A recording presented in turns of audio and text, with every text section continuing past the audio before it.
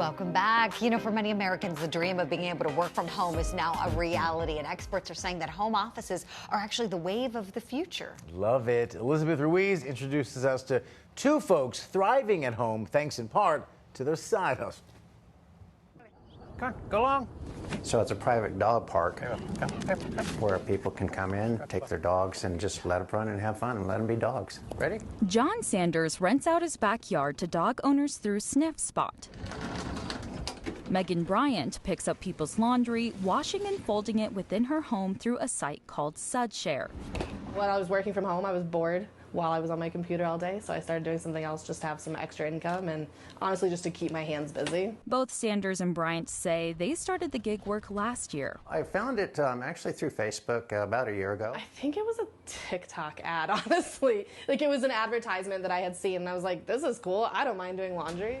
Though they say the jobs are not their main source of income, the money adds up. Just over $7,000. I think if I looked at the app, I'm over $5,000 just as like a part-time side hustle. As more people enter the gig economy, Lexi Gervis with the financial management app Steady says there's a demand in the marketplace for companies to create more gig opportunities. We're really seeing a growth in this type of work. It's expected to increase in moments of a recession. So the last time we saw a big spike was during the 2008 Great Recession. Lexi says there was another spike when the pandemic hit. If they were getting less hours at work, they might have picked up gig work to supplement. If they lost their job altogether, then they were using this as a kind of stopgap. Looking at data of Steady users from just before the pandemic until now, Lexi says gig work increased by 41% and gig earnings increased by 17%.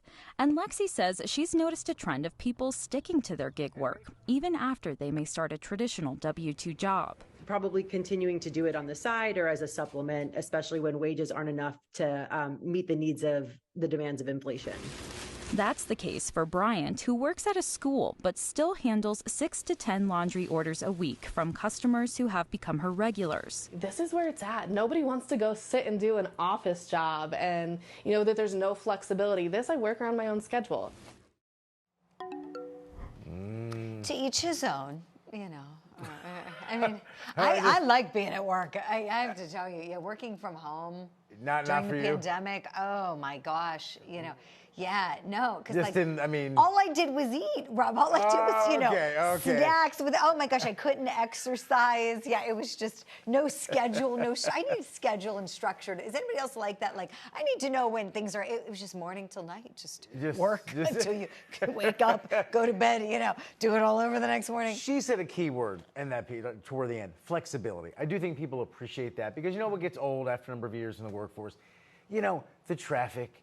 If you have to put on a suit and tie or whatever, you know, or, you know, dress, blouse, whatever. You know what I mean? I think people in this weird post-COVID thing we're doing right now, I do think people appreciate a little bit of the flexibility that you're not tied to the office, to the cubicle, to the same schedule and the same routine every single day for 40 years. I mean, I kind of get that. I like an office too, but I don't mind the wiggle room of, maybe these 2 days a week I'll not go in and I'll, you know, be productive in my home office or whatever. Yes. I like that. Yes. So, I think whatever works, you know, if you can be productive and you can make money and support your family, more power to you. Do what works best for you.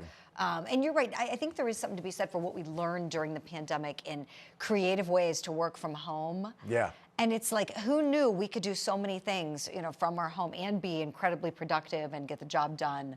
Don't need to physically be in an office. Exactly. And if you have kids, sometimes being home is a huge advantage. It's going to come up with the crazy logistics and expensive childcare and all that. Sometimes you can work it to your advantage. Everybody's life's different. But everyone still comes back to the bottom line. Am I making some money? Home, office, whatever. You know, can I pay the rent, the mortgage, whatever? And so if you can, then all good, right?